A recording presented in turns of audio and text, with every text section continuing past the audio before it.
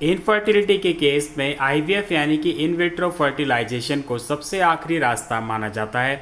ये बहुत ही कॉस्टली यानी कि बहुत ही महंगी प्रक्रिया होती है और इसकी गारंटी बिल्कुल ना के बराबर होती है। किसी किसी को एक बार में प्रेगनेंसी हो जाती है, किसी को 5 बार में भी नहीं हो पाती है। नमस्कार दोस्तों, स्वागत है आप सभी का हमारे YouTube चैनल आलोक फिटनेस आइडियाज़ में। दोस्तों, आज के वीडियो में एक ऐसी महिला की स्टोरी आप लोगों के साथ शेयर करने वाला हूं जो शादी के 10 साल बाद मां बनी है। दोस्तों, सबसे बड़ी बात यह कि इनके 2 IUI फेल हुए और 1 IVF फेल हो गया। ऐसी कंडीशन में अच्छे लोग हिम्मत हार जाते हैं, उम्मीद ही छोड़ देते हैं। लेकिन ये जो महिला है, इन्होंने अपनी उम्मीद को नहीं टूटने दिया और इसका इनको रिजल्ट भी मिला। इनको क्या प्रॉब्लम थी, कैसे इतना समय लग गया और कौन कौन से टिप्स इन्होंने फॉलो की, यही सारी चीज़ें इस वीडियो में आप लोगों के साथ में शेयर करने वाला हूं। वीडियो को लाइक कीजिए क्योंकि बाद में आप लाइक करना भूल जाते हैं। अगर आप लाइक करेंगे तो मुझे मोटिवेशन मिलेगा और ज़्यादा मेहनत करने के लिए, और मैं आप लोगों के लिए एक से एक वीडियो लेकर के आता रहूँगा। चलिए शुरू करते हैं। दोस्तों, ये जो हमारी सब्सक्राइबर है, इनका नाम है नफीसा और इनकी एज है 36 ईयर्स। ये लखनऊ यूपी की रहने वाली हैं और इनके हस्बैंड की एज है 34 यानी कि 34 साल।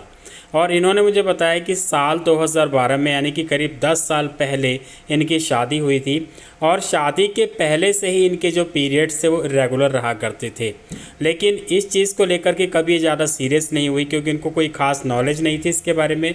और कभी कभार अगर अपनी माँ से इस चीज़ के बारे में इन्होंने बात की तो माँ कहती थी कि शादी के बाद ये सब अपने आप ही ठीक हो जाएगा। शादी के बाद करीब 1.5 साल तक लगातार इन्होंने पूरे नेचुरल तरीके से ट्राई किया लेकिन इनको कंसीव नहीं हो पाया।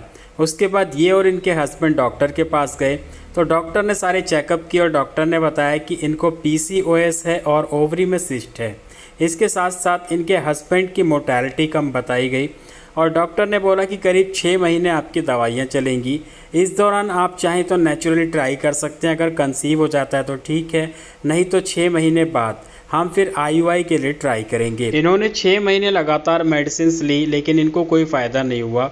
उसके बाद इनके एक रिश्तेदार ने किसी दूसरे डॉक्टर के बारे में बताया तो ये फिर दूसरे डॉक्टर के पास गए और जब ये दूसरे डॉक्टर के पास गए तो उन्होंने फिर से इनके सारे चेकअप कराए और चेकअप कराने के बाद इनको बोला हम IUI करके देखते हैं, अगर IUI सक्सेसफुल हो जाता है तो ठीक है, नहीं तो फिर आखिरी रास्ता IVF का है और आपको IVF ही कराना पड़ेगा। उसके बाद डॉक्टर ने इनका IUI किया लेकिन IUI फेल हो गया।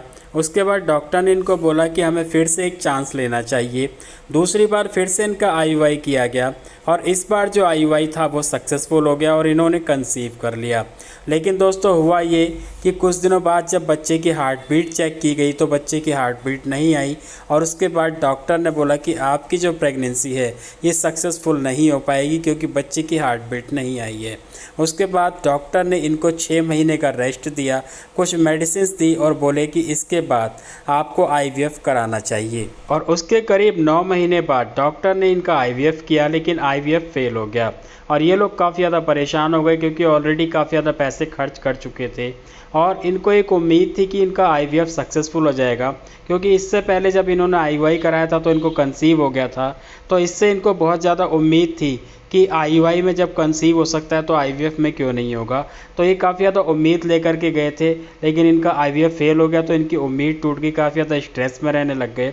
तो उसके बाद डॉक्टर ने इनको बोला कि देखिए IVF को सक्सेसफुल होने की कोई गारंटी नहीं होती और कई बार 1 बार में ही हो जाता है, कई बार 4 बार 5 बार में भी नहीं होता है, तो आपको फिर से कराना चाहिए।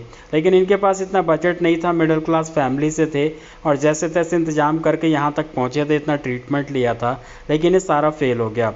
उसके बाद फिर इन्होंने IVF के लिए मना कर दिया और उसके बाद नेचुरली ट्राई करते रहे लेकिन इनको किसी तरह का कोई रिज़ल्ट नहीं मिल पाया। यहाँ तक कि कंडीशन ये हो गई थी कि प्रेगनेंसी ना होने की वजह से जो इनके हस्बैंड थे काफ़ी ज़्यादा ड्रिंकिंग स्मोकिंग करने लगे, हमेशा स्ट्रेस में रहते थे और इसके साथ साथ इसी स्ट्रेस की वजह से जो नफीसा है इनका भी काफ़ी वज़न बढ़ गया था, ये भी हमेशा स्ट्रेस में रहती थी।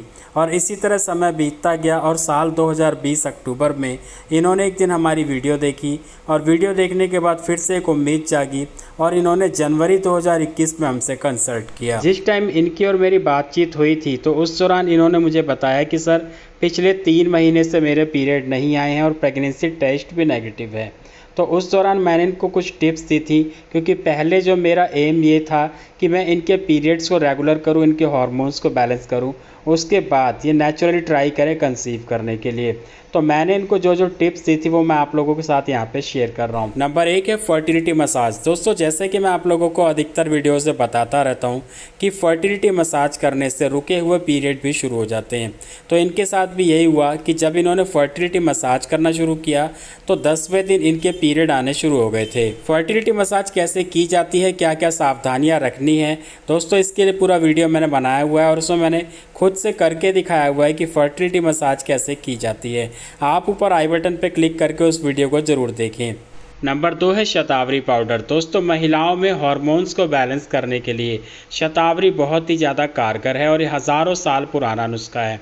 तो इनको मैंने रोज़ाना 5 ग्राम शतावरी पाउडर रात में सोने से पहले लेने के लिए एडवाइस किया था। नंबर 3 है योगा। दोस्तों इनको रोज़ाना आधे घंटे कपालभाति, आधे घंटे अनुलोम विलोम और आधे घंटे ब्रिस्क वॉक करने के लिए एडवाइस किया गया था। ब्रिस्क वॉक मैंने इनको 2 टाइम बताई थी, एक बार मॉर्निंग में और एक बार इवनिंग में। नंबर 4 है हस्बैंड के लिए छुहारे वाला दूध। दोस्तों जो छुहारे वाला दूध है अक्सर मैं आप लोगों को बताता रहता हूँ, और ये जो रेमेडी है ये यूनानी रेमेडी है और बहुत ही ज़्यादा असरदार है। अब तक हज़ारों लोग इससे फ़ायदा उठा चुके हैं। तो इनके हस्बैंड के लिए मैंने छुहारे वाला दूध एडवाइस किया था और इसके साथ साथ दोपहर के खाने में कुकुम्बर सैलड यानी कि खीरे का सलाद ये भी एडवाइस किया गया था। दोस्तों ये जो दोनों चीज़ें हैं ये पुरुषों के अंदर स्पर्म काउंट को बूस्ट करती है, मोटिलिटी को अच्छा करती हैं, इसके साथ साथ उनके शरीर में फर्टिलिटी हार्मोन्स को बूस्ट करती है और कमजोरी को दूर करती है। नंबर 5 में है एक्सरसाइज, जो कि इनके हस्बैंड के लिए एडवाइस की गई थी, जैसे कि brisk walk, jumping, squats, cycling और स्किपिंग। इस तरह की एक्सरसाइज इनके हस्बैंड को बताई गई थी ताकि इनके हस्बैंड की फ़िटनेस को ठीक किया जा सके और इसके साथ साथ जो इनकी आदत है ड्रिंकिंग की, स्मोकिंग की, उसको भी दूर किया जा सके। इसके अलावा नंबर 6 में कुछ फर्टिलिटी बूस्टर सप्लीमेंट्स थे जो कि हस्बैंड और वाइफ दोनों को एडवाइस किए गए थे। ये सारी टिप्स इनको लगातार 3 महीने के लिए फॉलो करने के लिए कही गई थी और 3 महीने में नफीसा की पीरियड्स पूरी तरीके से रेगुलर हो गए थे। इनको किसी तरह का कोई दर्द नहीं था, ब्लीडिंग खुल करके आ रही थी, टाइम टू टाइम आ रही थी। हर महीने 28 से 30 दिन में इनके पीरियड आ जा रहे थे। उसके बाद चौथे महीने से मैंने इनका शतावरी पाउडर और फर्टिलिटी बूस्टर सप्लीमेंट और इसके साथ साथ फर्टिलिटी मसाज, ये 3 चीज़ें पूरी तरीके से बंद कर दी थी। उसके बाद ये नेचुरली ट्राई करते रहे और 5वें महीने में इनके पीरियड मिस हो गए। लेकिन इसके साथ साथ एक प्रॉब्लम ये भी थी, 1 हफ्ते बाद जब ये टेस्टिंग करने की सोच रहे थे तो उस दौरान इनको हल्की हल्की स्पॉटिंग हो रही थी। तो ये काफ़ी ज़्यादा घबराए हुए थे, परेशान थे। तो मैंने इनको यही बोला कि सबसे पहले आप टेस्ट कर लीजिए और अगर पॉजिटिव आता है तो आप नियरेस्ट अपने गायनिकोलॉजिस्ट को दिखाइए। तो उन्होंने जब टेस्ट किया तो टेस्ट पॉजिटिव था और उसके बाद ये अपने गायनिकोलॉजिस्ट के पास गए तो उन्होंने इनको डूफास्टन टैबलेट प्रेस्क्राइब की ताकि इनकी बॉडी के अंदर प्रोजेस्टेरोन की मात्रा को बढ़ाया जा सके। और जब डूफास्टन टैबलेट दी गई तो इनकी जो स्पॉटिंग थी वो बंद हो गई थी। लेकिन डॉक्टर ने प्रेगनेंसी के 5वें महीने तक लगातार इनकी डूफास्टन टैबलेट को चलाया और इनकी प्रेगनेंसी सक्सेसफुल रही। और अभी कुछ दिनों पहले ही फरवरी 2022 में इन्होंने एक प्यारे से बेबी बॉय को जन्म दिया है। तो दोस्तों देखा आपने कि समय कैसे बदलता है, इसलिए आपको कभी भी उम्मीद नहीं छोड़नी चाहिए। और उम्मीद है कि आपको ये जो वीडियो है पसंद आया होगा, आपको मोटिवेशन मिला होगा। इसके अलावा अगर आप प्रेगनेंसी के लिए ट्राई कर रहे हैं, अगर आपको कोई प्रॉब्लम आ रही है तो आप मुझे इंस्टाग्राम पे फॉलो करिए, वहाँ पे आप मुझे अपनी प्रॉब्लम शेयर कीजिए। वीडियो के नीचे कमेंट बॉक्स में आपको इंस्टाग्राम का लिंक मिल जाएगा, वहाँ से आप मुझे फॉलो कर सकते हैं। इसके अलावा अगर और कोई जानकारी चाहते हैं तो कमेंट करें। मैं मिलूँगा आपसे अगले वीडियो में, तब तक के लिए अपना ख्याल रखें।